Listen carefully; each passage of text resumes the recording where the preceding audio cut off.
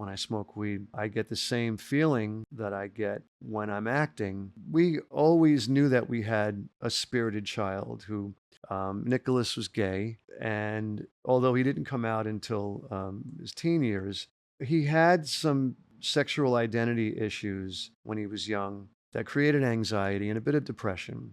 But we were very proactive with a wonderful therapist, and eventually Nick became an actor and had a level of success in acting, and he was able to get beside himself as an actor. And it also created a wonderful endorphin rush for him to become a character.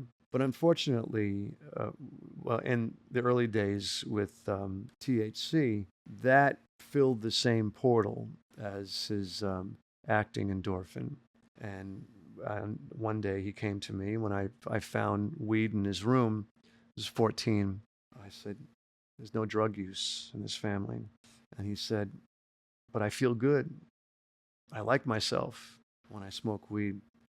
And I get the same feeling and satisfaction that I get when I'm acting, except I don't have to learn a script that thick." And I said to him, that's a crutch that's not going to work for you. Unfortunately, in a matter of months, he moved on to pills, Xanax, Oxys, whatever he can get his hands on. And it became a bit of a communal situation with, friends that, because of his anxiety and self-doubt, all of his acting friends were moving away. We were seeing a different type of friend. There was a kindred spirit on another level. Suddenly, he's not going to school.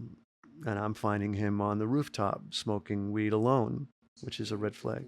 He's about 14, 15 at this point. And excelled into, of course, coming down from pills the next morning is a pretty miserable person. And it starts getting volatile. You start yelling, and the child runs out of the house. And you find a therapist, you find an outpatient program, because you can't imagine that your child is going to have to go into rehab. We knew nothing. It was all foreign to us. Of course, I'm sure we could talk about this when we get into the parental aspect.